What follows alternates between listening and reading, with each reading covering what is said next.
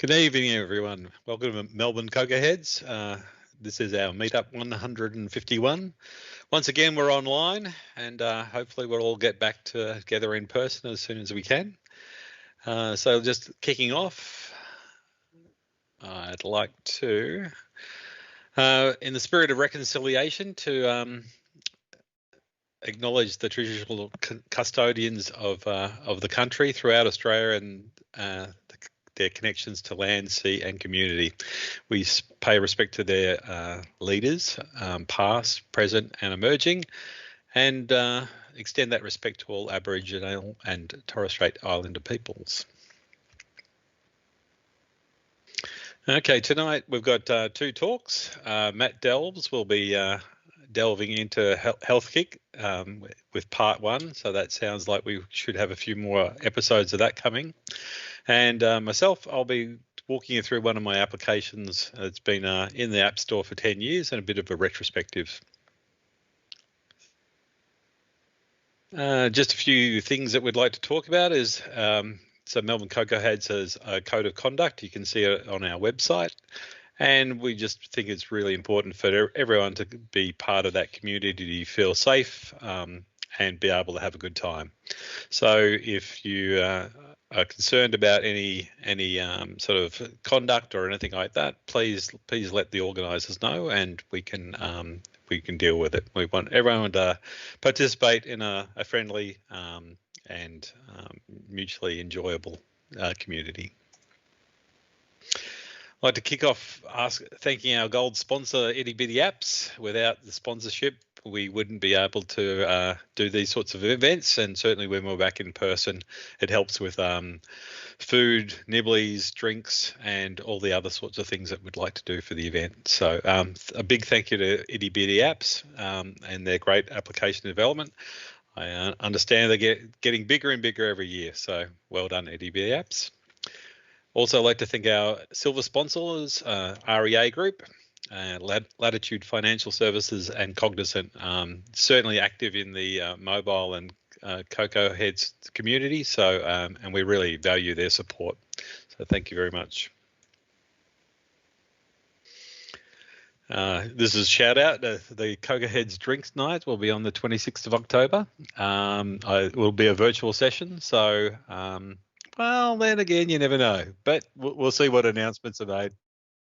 It's in person. It will be in person. Well, that's definitely something to make it to get out to that one. So there's some other groups that are siblings to Melbourne CocoaHeads. So we've got the Sydney CocoaHeads, also the Google Developers Group, for all your Android development and Google needs, and also the meetup.com on the web. So you can find us at melbournecocoaheads.com. We also have the Slack channel. You can go along to the website and get an invite to the Slack channel.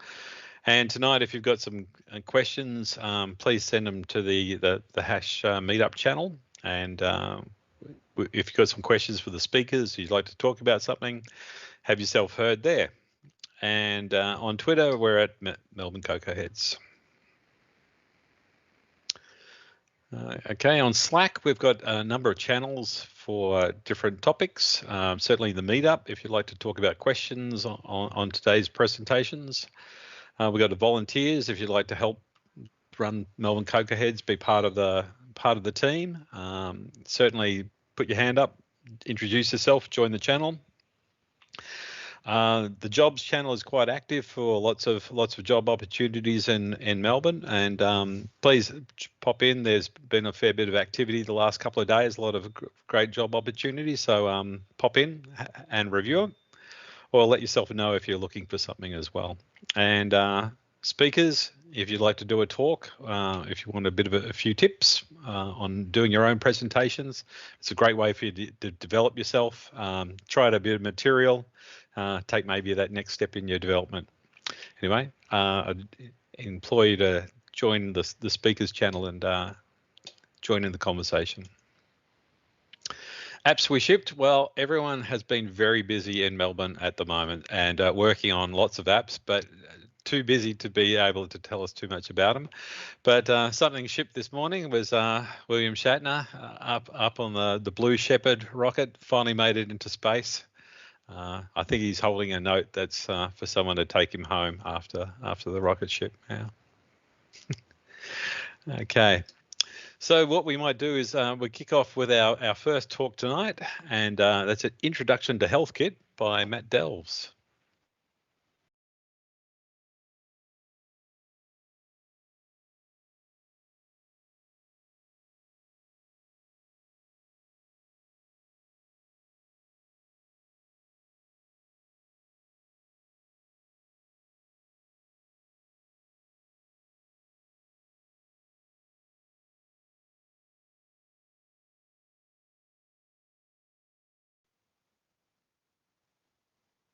Hello, friends of the internet, and welcome to another Melbourne CocoaHeads. Tonight, I'll be giving an introduction to Health Kit, and this is part one of an unknown amount because of just how amazing and in-depth Health Kit has been over the years. So yeah, let's see what it's all about and learn some new things that are going on. This evening, we will be just looking at some very basics of Health Kit. We'll be looking at what it is, some of the data types, what you need to do for authorization and getting set up. We'll look at preparing the data. I decided to skip the bonus round. We'll leave that for another time. And we'll have a look at some of the results as well. So first up, what is Health Kit? Health Kit is a framework, and this framework has been around since iOS 8. So it has been there for a long time. Yeah, WatchOS 2, this Mac Catalyst thing. Yeah, you should be writing AppKit or SwiftUI, not Mac Catalyst, my opinion. But yeah, Health Kit is available on all of those platforms and is a lot of fun to use. Health Kit is the framework that is driving the health app on iOS. It is only available on iOS. It is not available on macOS. It's not available on iPad OS. It is not available on TV OS. It is only available on iOS, and that is a great pain point. Any Apple people listening, please give us Health Kit on more than iOS. It would be really, really good. That's my rant on it only being iOS. So, if you haven't used the Health app before, have a play around with it. Shows a lot of really good details about activity, gives you a lot of resources as to how to understand the data better as well. Now, let's have a look at the data types. As with anything as extensive as health data, there are a lot of different types that are used just as a way of dealing with the broad amount of data, its variation, and how to go about displaying it and using it. To get a bit meta, we have these types that define types. So you can have characteristics, quantities, categories, correlations, activities, summaries, audiogram samples, electrocardiogram, series, clinical, workout, object, and sample. A lot of stuff going on, which, yeah, just really, again, shows how broad health kit as a framework is, health as a topic is, and everything going on within this. We can then also look at samples. So you can have a quantity sample, a category sample, a correlation. You can have a workout route, and you can also have a workout. Again, these are ways of, so you've got all of the definitions of the types of your data. You've got definitions of the samples that can be gathered. And then you've also got this thing called HK quantity. And this exists because of maths, science, and standardized units. So all of these fun things to do with converting one type to another and stuff like that is, yeah, what is going on. So with quantities, you can have, say, a basic quantity like a heartbeat at a point in time is a basic quantity. Or you can then have something like beats per minute.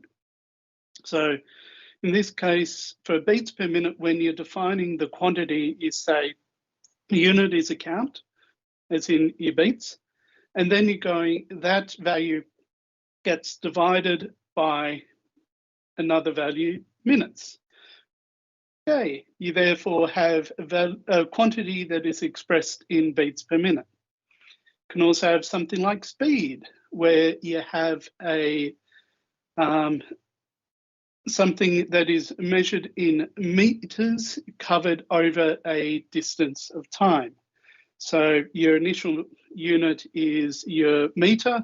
You then have modified to that being kilos, so you get kilometers, and then you divide that by your unit of time being hour. This is all really good, and it also means that, hey, if someone comes along and their locale is in America and they enjoy freedom units, they can see the same data but in miles per hour rather than kilometers per hour, which is pretty cool. And the power of maths and science and all fun things involved. Now, whenever we're talking about health data, we need to talk about privacy, and that means authorization, which means you need to request all of these permissions from the app.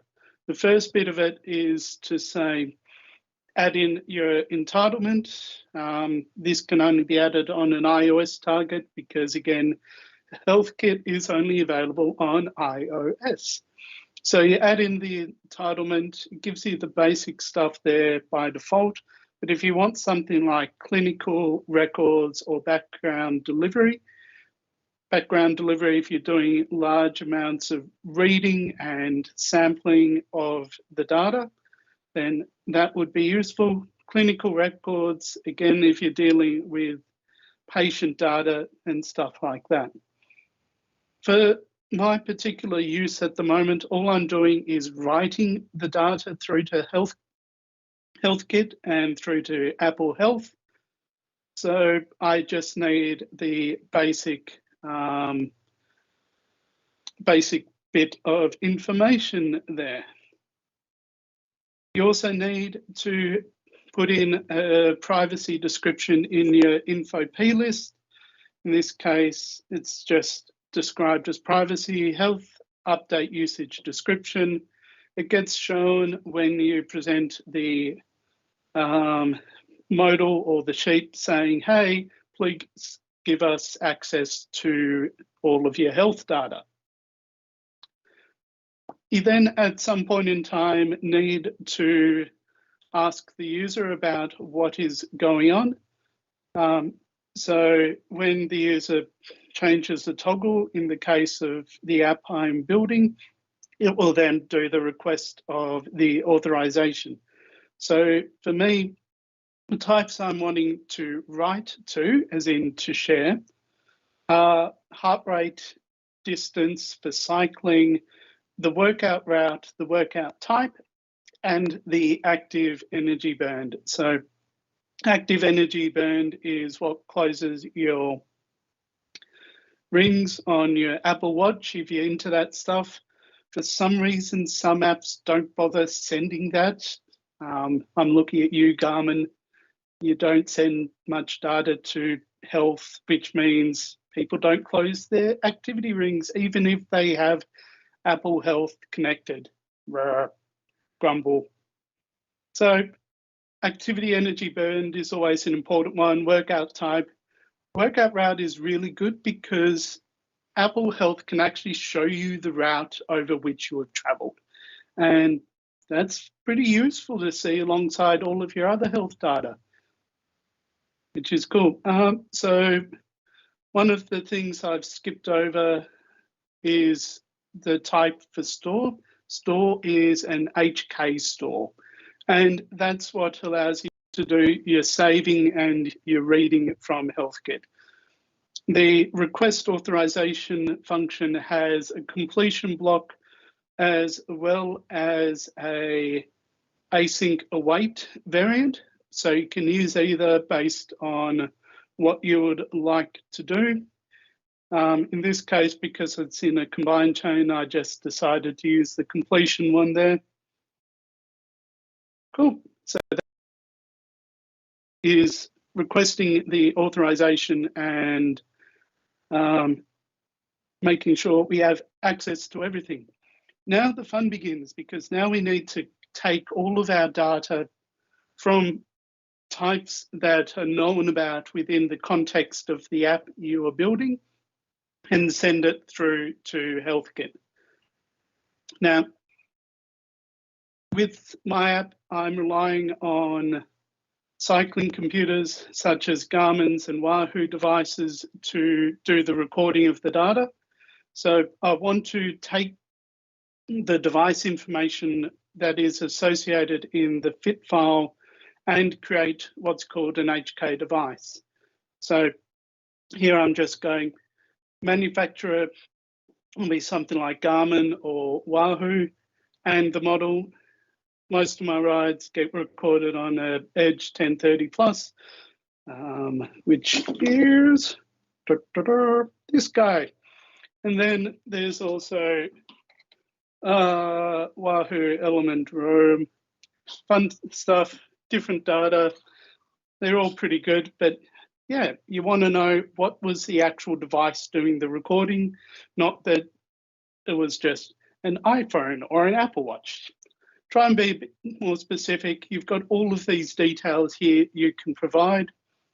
So far, I haven't seen many apps actually bother with this, which again irritates me. It's like, the data's there, why not populate it? Yeah. Okay, the workout. This is the fun thing. So workout is what you're saving everything to Apple. So you create it, you give it an activity type, start and end date, duration, your active energy burned, your total distance, your device, and you've got all of this metadata stuff. So metadata will allow you to do things like, was this an outdoor ride or an indoor ride? You can provide it there. Your sync version. One of the good things is particularly during development, you can go back over and keep updating the same ride with more and more values in order to try things out and make sure everything's good.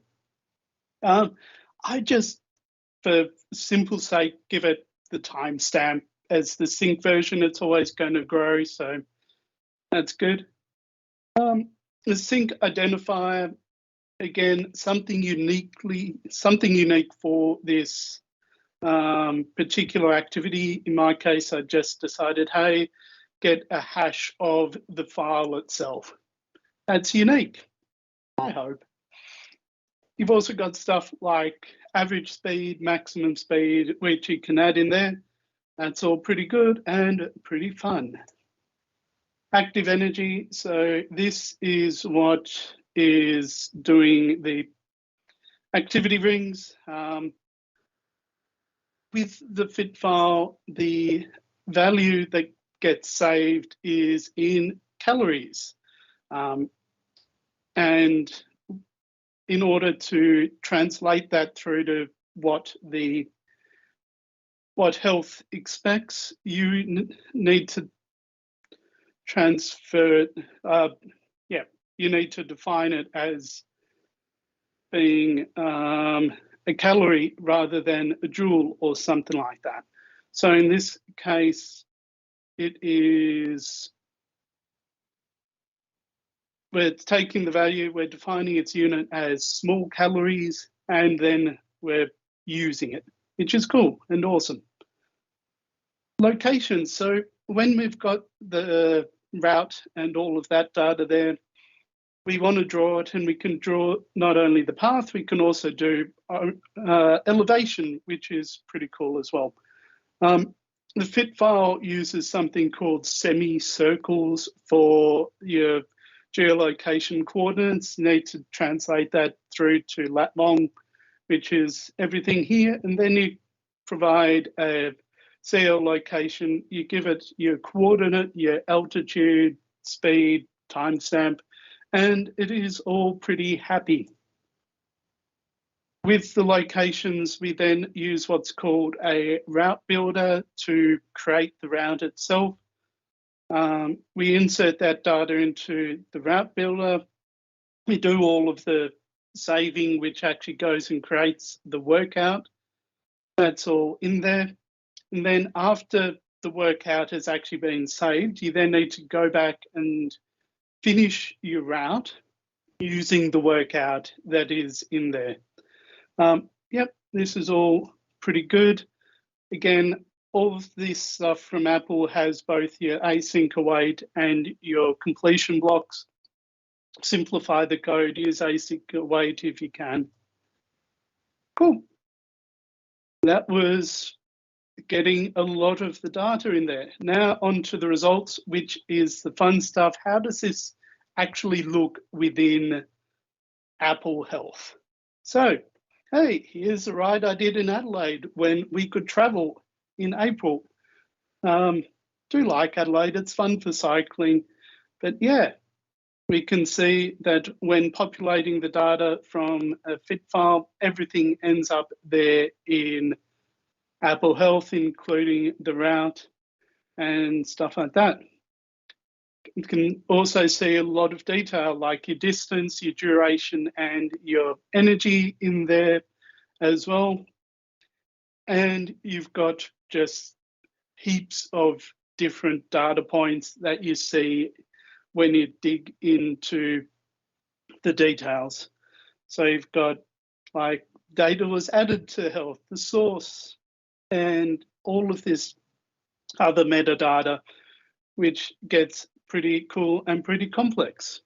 So that is all I had for part one of this. Just a brief overview of what HealthKit is and what it provides. All of this is going to appear in an upcoming build of Ride Stats, hopefully in a couple of weeks when macOS Monterey is released and I can ship that version of the app. That's all I have for tonight.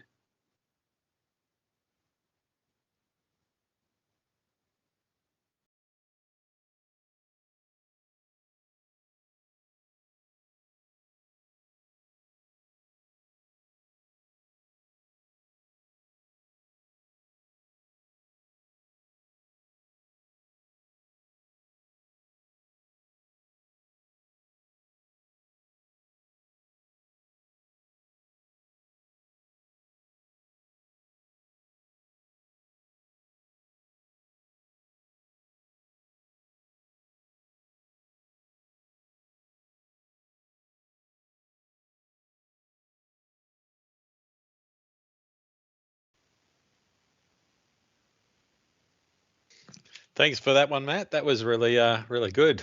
Am I the only person that was thinking about how to hack with Health Kit so I can beat my wife at our workouts and finish the rings before each other? I don't know, but I think that API is gonna help with that one. Anyway, so I'm going to give you a bit of a talk, which is about how my app turned 10. I didn't really realize it, but it sort of clocked over, and I realized that one of my apps, or a bit of a family of apps, had actually turned 10 years old in the App Store, and that's pretty old for anything, really. So anyway, I thought I'd give you a bit of a run through of how it went and tell you a bit of a story. Okay, so the primary app that I'm going to talk about is called Great Coach AFL. So it's been in the App Store for about 10 years. Things have changed, moved on, but it's kind of pretty much the same. So where it started was this is an original page that I found somewhere in my archives. So it was originally going to be called Rotation Coach, and pretty much when the iPad was announced, I started looking at how I could make an app that would be able to do that. It corresponded with one of my sons playing footy, so it seemed like a good sort of way to merge interests together. So I found that page was done in 14th of September in 2010. So just around the iPad launch. So I worked out, well, this is how I could build an app. That was the concept, and I just went about starting to build it. So 10 years later, as a bit of a summary, so years in the App Store, about 10. Number of units sold, 7,840. Its average rating is 4.1, but I don't take that as a measure of my success. 80 releases across the family, and now the application's grown from AFL to netball, soccer, hockey, and basketball. Predominantly AFL and netball are probably the majority of the app units that are sold, but AFL is probably still the clear winner. Support emails, probably something I can touch on later. I've had 745 over the 10 years, so that's not too bad. The storyboard scenes in the code, there's 120 storyboard scenes. 28% of the code is in Swift, and there's 87,000 lines of code so far.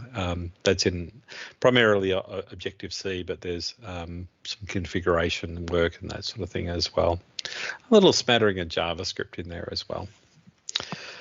That's a bit of a summary of the application.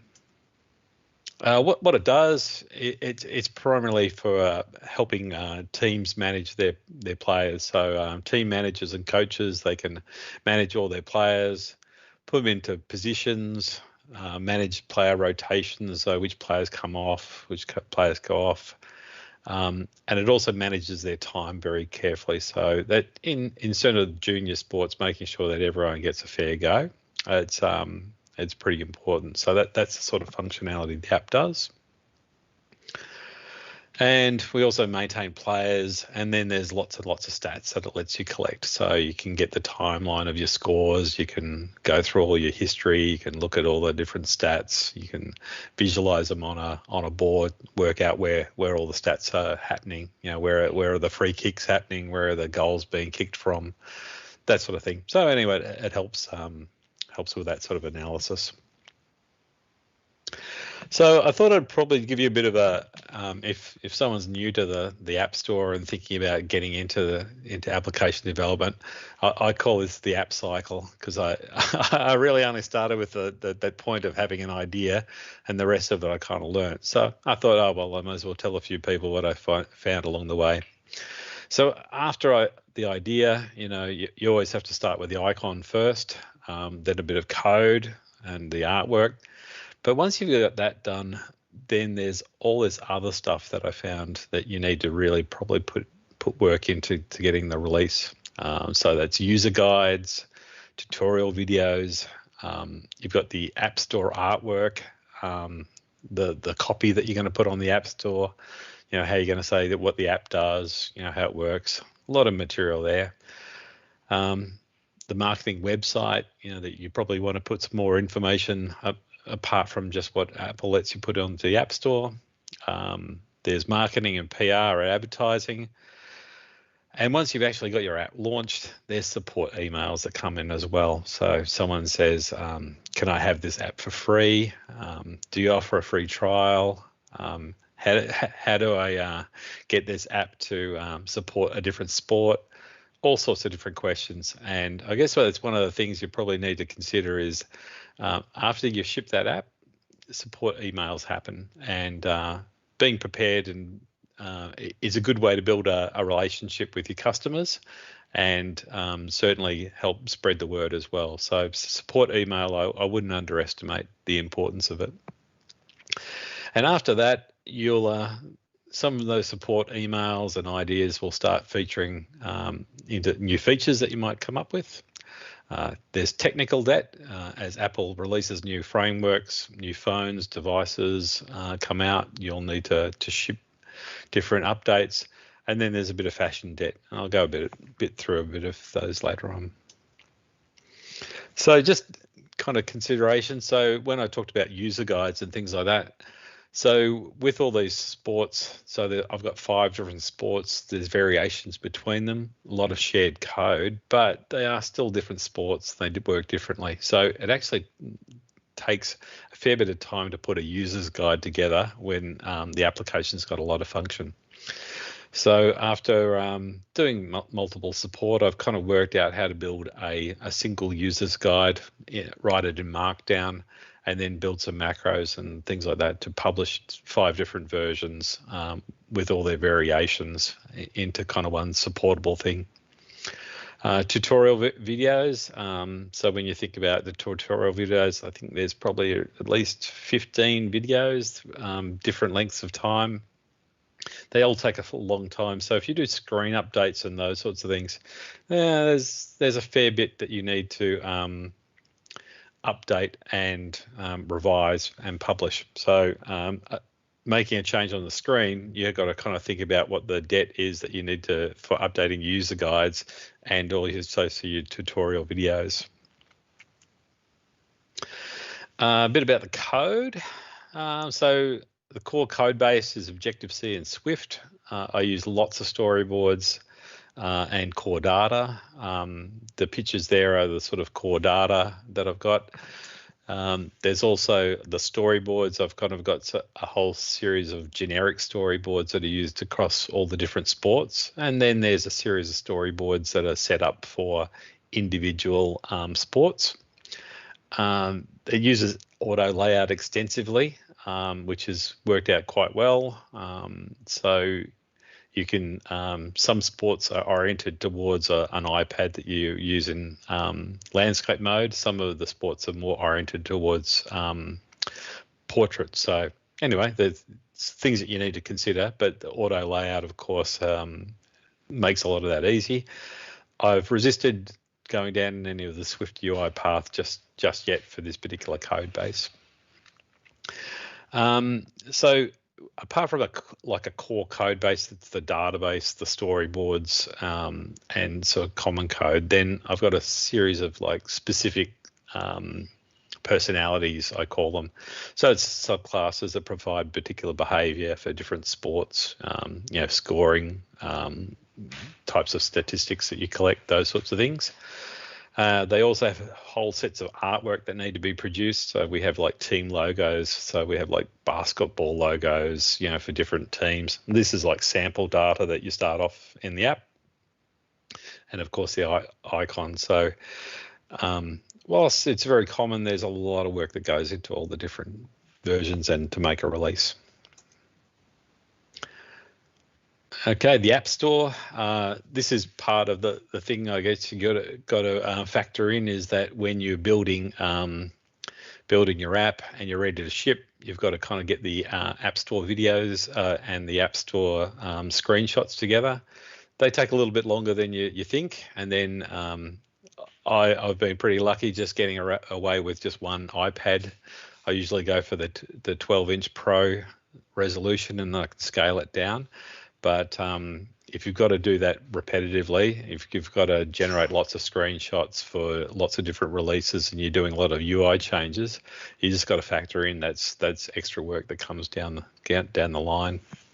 And getting your ad copy written. So I remember the first time I had my first app ready to release, and then I got to the App Store and started doing some screenshots, and then I go, well, okay, how am I going to write the app description? And I could have just said this app is great, but to put a good description in, it takes a lot of work. So I think if you're thinking of releasing on a weekend, it might take you all weekend by the time you've written the copy, got the artwork together, all those sorts of things. Just stuff to factor in. Marketing and PR, I'll tell you, I'm terrible at it. So I think my advice is go and find someone that can help you do that. I experiment with Facebook ads, using Twitter ads, those sorts of things. I didn't see them really kind of work too well. But anyway, I think if you're really serious about marketing and your app needs a big market, get somebody. Okay. Email support. Well, the way my sports work is a lot of sports happen on the weekend, and I can tell you I wasn't really ready for it when it first started happening, but as sales started to really peak, the number of support emails would pop up on a Saturday morning when someone was just about to use the app for their game, or I get them on Sunday night when they're writing their match reports. And it's one of those things that really cuts into your time. So you get a support email pop up, someone's got a problem or they've got a really difficult question, and you go, well, am I going to spend the time to deal with this now, or are you going to defer it? I mean, I know that people were pretty dependent on getting their reports out and making sure they could get their plans. So I tended to spend a fair bit of time responding to those sorts of support emails. And I think it's worth doing it. You build a loyal customer base and build a community as well.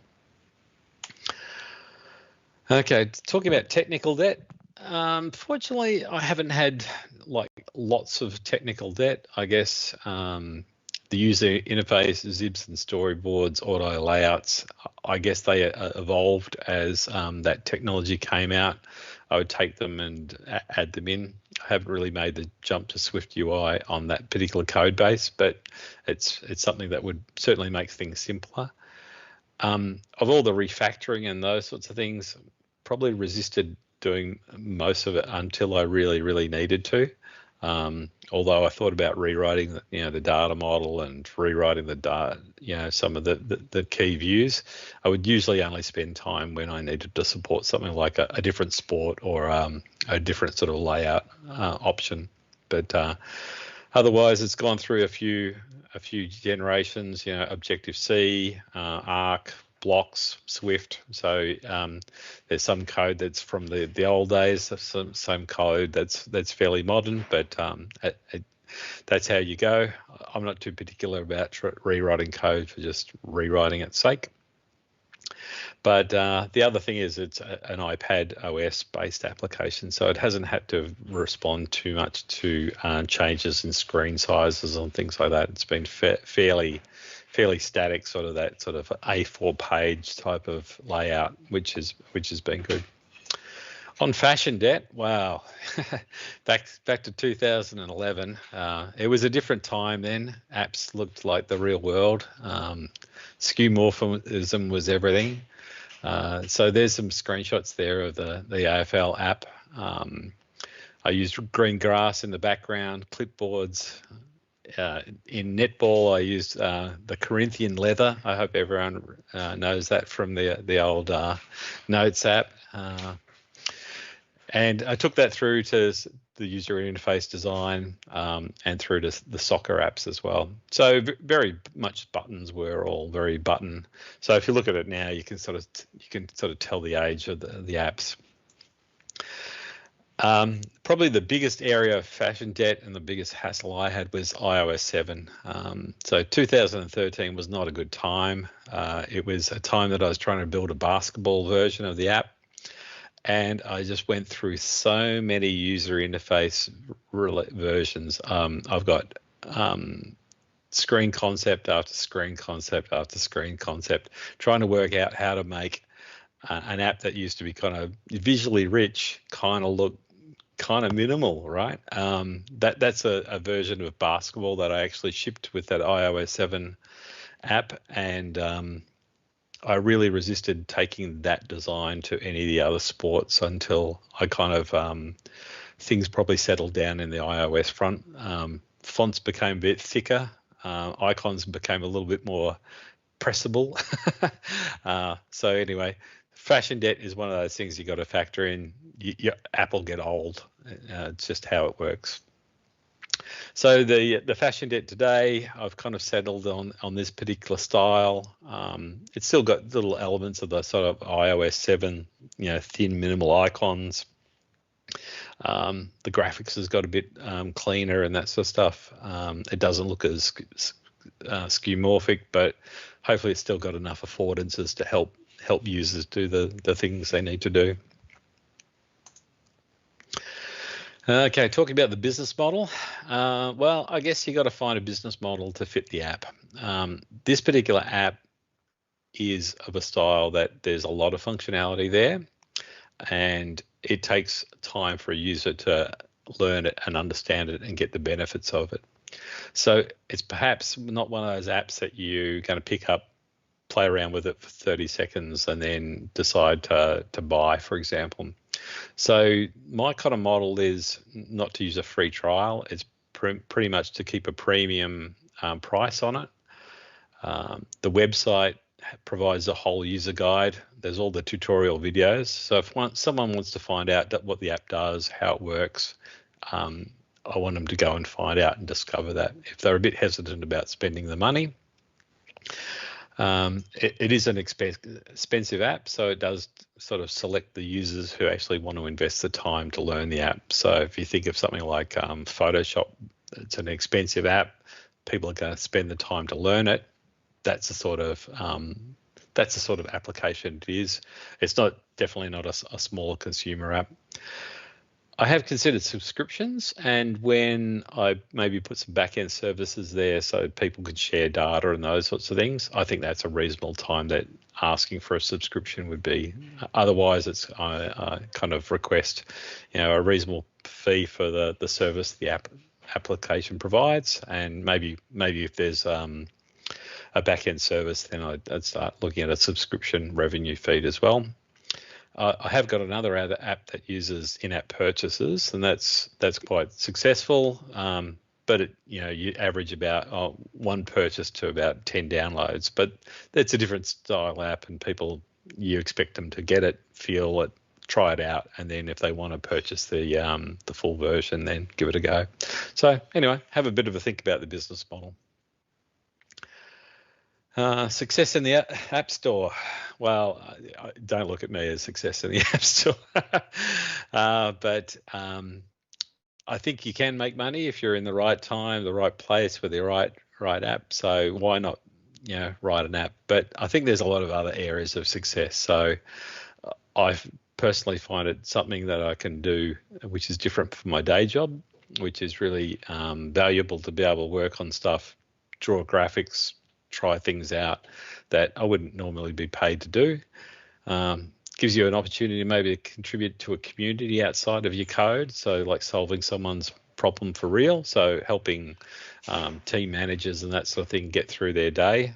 They spend a lot of time contributing to teams, especially like junior teams. So the apps kind of help solve a good problem. So and I've got a lot of connections out of my support emails that I start. And then there's personal satisfaction, just being able to do your own application, publish it, and put it out there. It gives you a good sense of satisfaction. So there's probably other ways to measure success than just the code.